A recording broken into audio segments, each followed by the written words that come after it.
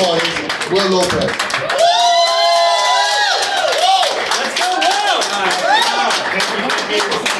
First and foremost, cannot thank Robert, who has been a mentor, a friend, someone who I can call and ask, what the hell do I do next? And he answers with, the candor and the lived experience that I need in order to make the best choices moving forward. So Robert, thank you so much for that.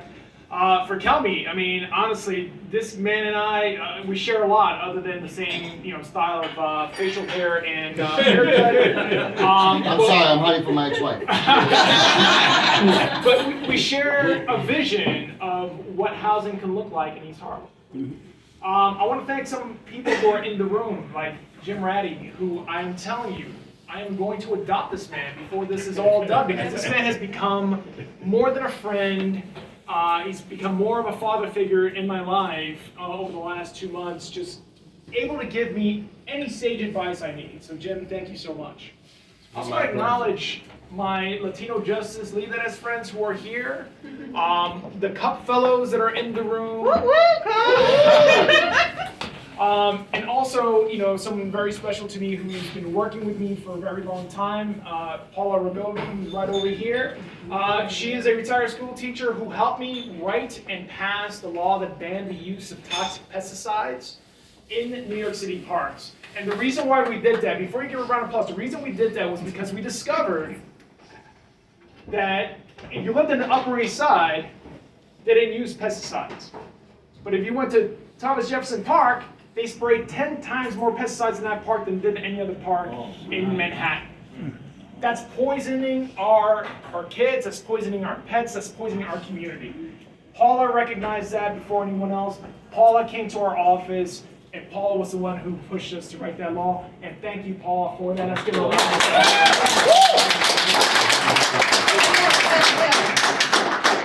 It was my kindergarten students who were learning about this. That's the idea. And he will work with us practically day and night, not the kids, but the adults who were working on it for a long time, and it was not easy because there were forces working against it. But we got it done. We got it done, unanimous. I also want to thank, my new very good friend, Joe Cruz. I met Joe Cruz a few months ago. Those of you that don't know, Llave Tequila is made here, it's made in Mexico, but it's from here, from East Harlem. And Joe has been a huge supporter of me in this campaign. He's also the one who's providing the Llave tonight. So please make sure you patronize the bar and tip your waitresses. No. He's born and bred here, like a lot of people. So let's talk about why we're here tonight. So a few months ago, Robert and I had a conversation about what we wanted to see East Harlem become. And the reality is, like he said, East Harlem has been kind of forgotten, right? We forget that a lot of the history that we associate with New York City started here in Barrio. It was the young lords who started, a revolution here that led to the city providing better sanitation services, not only for East Harlem, but for other impacted communities. This is the birthplace of salsa. This is the birthplace of a lot of the what we identify as Puerto Rican and Latin culture. It all started here in Barrio and then was exported back to our motherland in Puerto Rico. So we forget that history that lives here. My father came here in 1958. He stepped off the boat off Korea as a Korean War veteran and came to East Harlem, hoping to provide a better life for himself and 3 young children that he had, my 3 older siblings. He fought hard, and by the time 1981 came around, there were 8 of us. And he was someone who fought day and night, worked as a union electrician. My mom ran a bodega, and their whole view on life was to provide a better life for me and my 7 siblings. That led me through a lot. So I had to deal with not only the loss of those businesses, but we had to live in unstable housing. I grew up in Section 8 housing. It was not easy. Our apartments did not look nice. Our apartments were always, in need of repair. We always had to deal with what happens if Section 8 gets cut off, or what if they lower the benefits next month. So I had to deal with all that. And I also had to deal with navigating a failing school system for parents who didn't speak the language. How many of us have that experience? Where we were the ones who, at 7 or 8 or 9 years old, were the ones who were translating for our parents, who were, talking to the bank for our parents. That's the kind of, upbringing I had, and that's the type of experience that allowed me to really fight for those who have been forgotten about. And when I think about East Harlem, that's what I want to do. I want to fight for this community because this community has been left out of the conversation for too long. And it doesn't matter who's been shouting from the rooftop, if it's been Robert or it's been other people. They've been shouting from as loud as they can, and unfortunately, a lot of times those screams have gone unheard. I want to fight to ensure that we get back the money that we're owed for our public schools.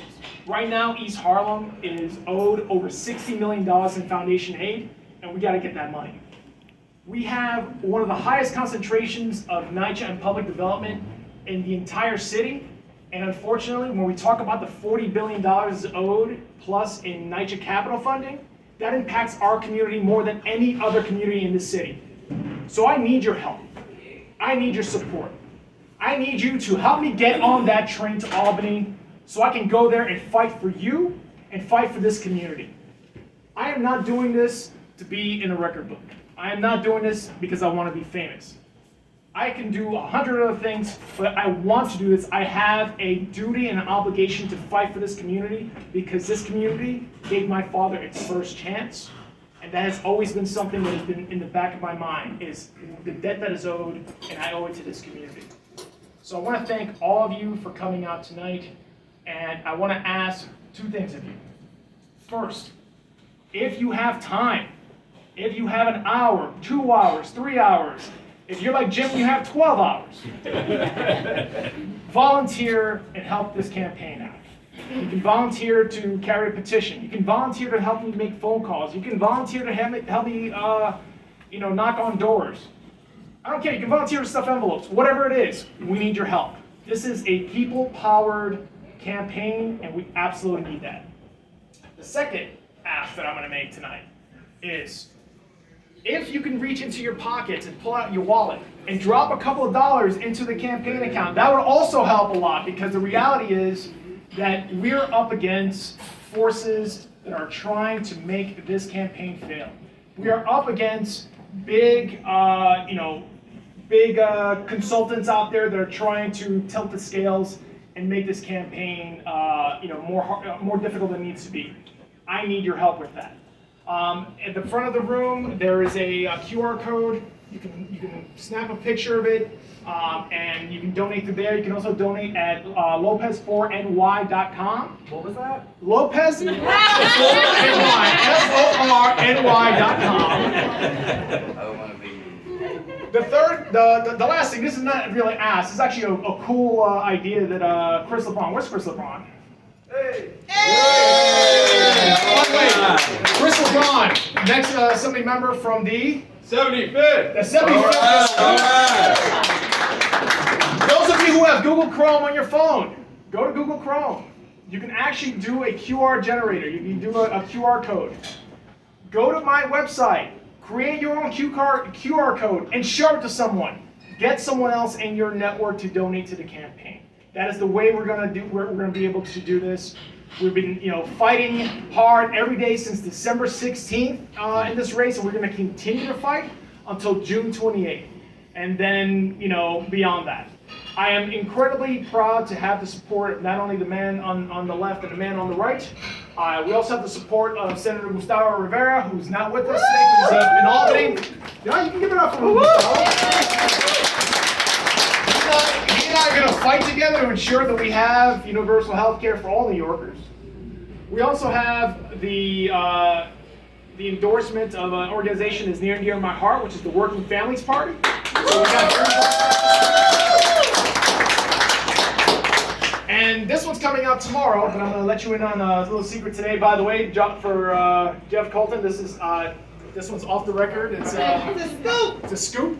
But Citizen Action, an organization that is member-driven and has members from East Harlem who voted for me to get the endorsement. They will be endorsing me tomorrow. Let's go.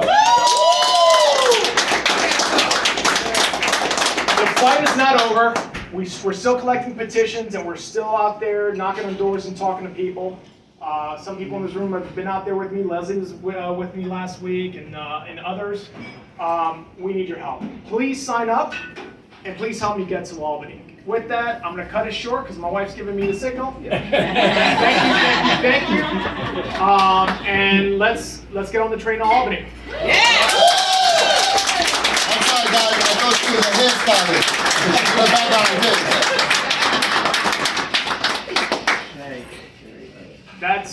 That's it for the talking program. Let's have some fun. Voice Let's of get Living. food and let's drink.